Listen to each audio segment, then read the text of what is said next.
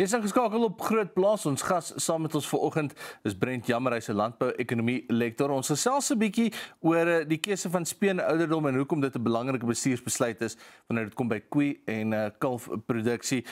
Brent, goeiemôre en welkom op Groot Plaas.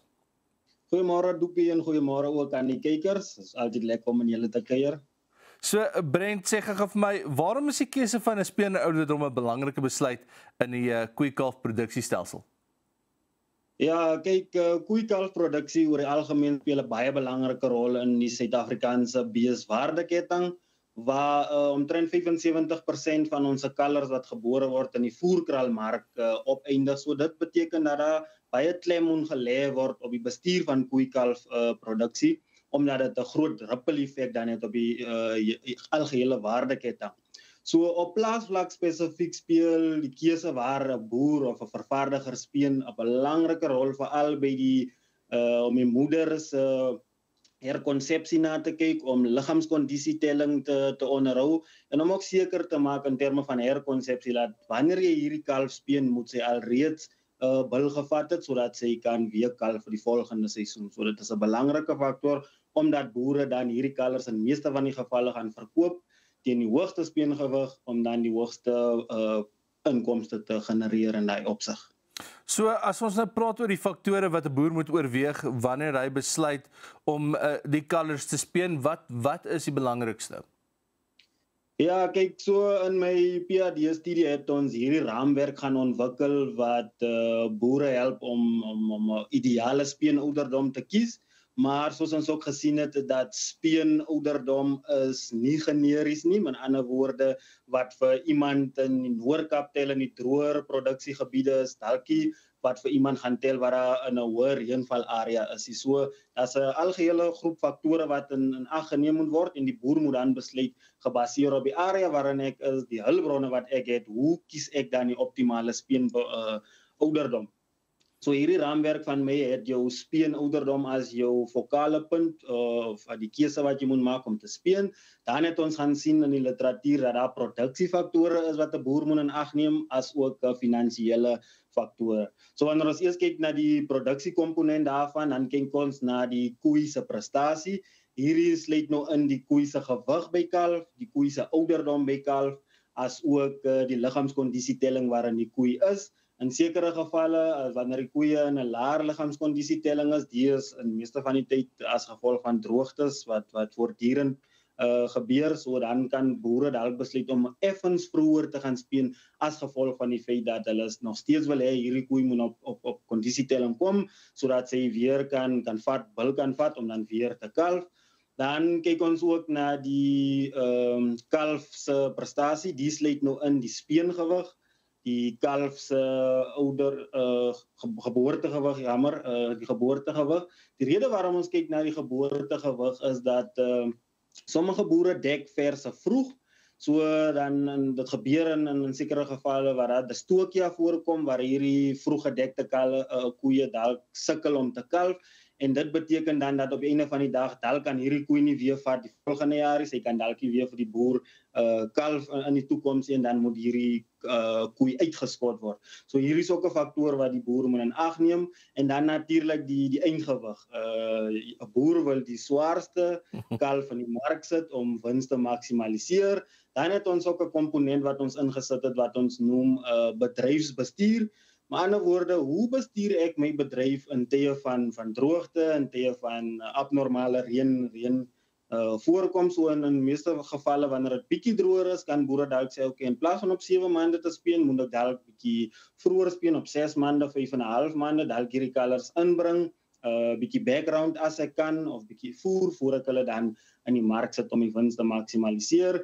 Dan kyk mense ook na die speenseisoen. Speen jy byvoorbeeld in Mei of speen jy byvoorbeeld in Desember? Boere wat in meeste van die gevalle mieliereste het wat die koeie kan deurdra in die winter, maar in ander woorde, hulle dalk beter basis om bietjie later te speen. So wanneer jy familiereste het, dat beteken jy kan in die winter kalf, dan kan jy dalk in plaas van om in Mei te speel, kan jy nog steeds in Desember speel, wanneer daar 'n groter vraag is vir kalvers, waar jy dan jou wins kan maksimaliseer as 'n boer. So dit is van die belangrikste produksiekomponente wat 'n boer moet in ag neem. Dan het hierdie raamwerk ook finansiële komponent. Hierdie finansiële komponente sluit dan in die hulle noem dit revenue of die inkomste wat die boer maak. Dit sluit in die inkomste van die kalvers. Die basis van enige besigheid is om wins te maksimaliseer. So jy wil die swaarste kalf van die mark sit om jou meeste wins te genereer. So die uitskot van uitskot koeie speel ook 'n belangrike rol. As jy baie koeie moet uitskot, dalk moet jy jou speendatum dan aanpas sodat jy nie so baie koeie hoef uit te skot nie.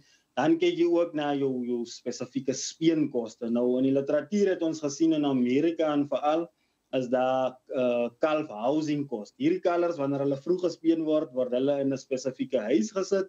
Hierdie huis het goeie ligreëling, het infrarooi ligte.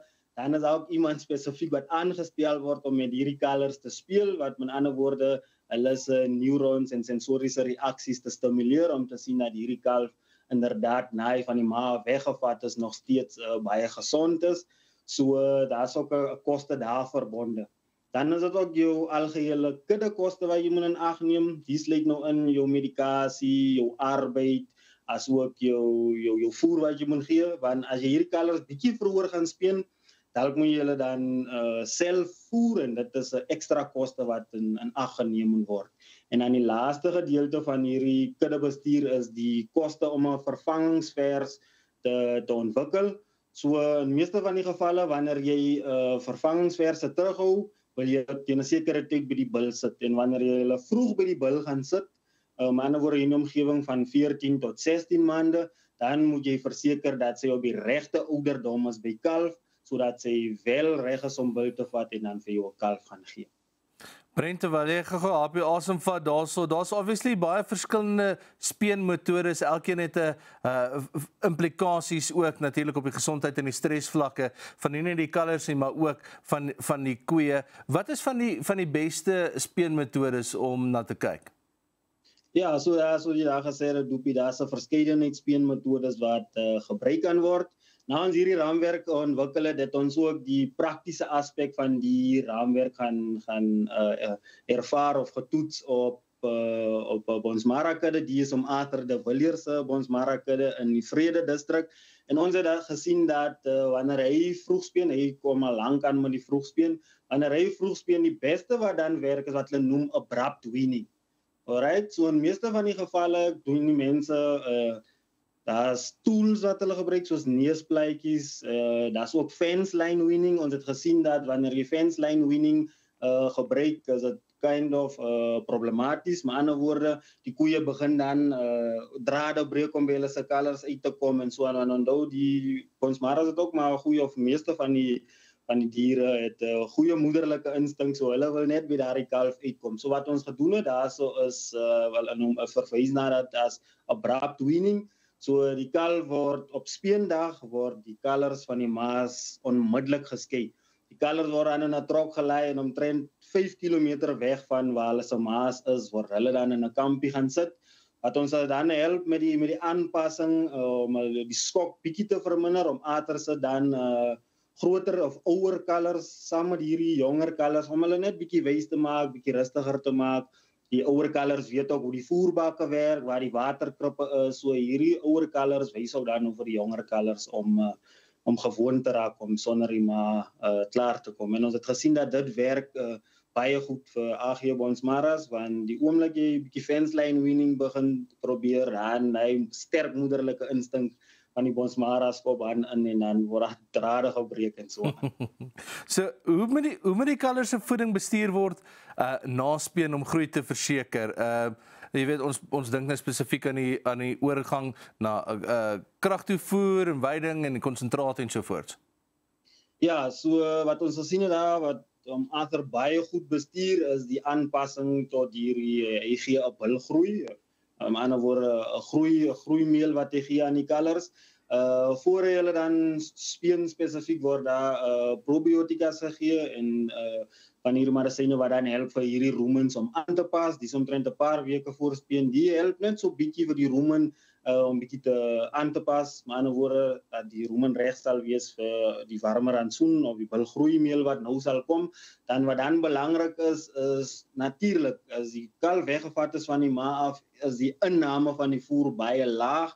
Eerste 1 of 2 dae en dit is nou vereis noukeurige sorg van die werkers dat die studie gedoen het. Dan moet ons spesifiek gaan kyk watter kalvers lyk bietjie swakker, waar moet ons bietjie nog meer probiotikas gee sodat hulle se rumens net kan aanpas. Maar die belangrike rol in hierdie aspek is daardie ouer kalvers wat daar ingesit word, wat net daardie kalvers gaan wys maak rondom die krippe, hoe die krippe werk, waar om kos te kry en so aan. En ons sien dat dit werk op 'n baie goeie vlak by AG Bonsmaras.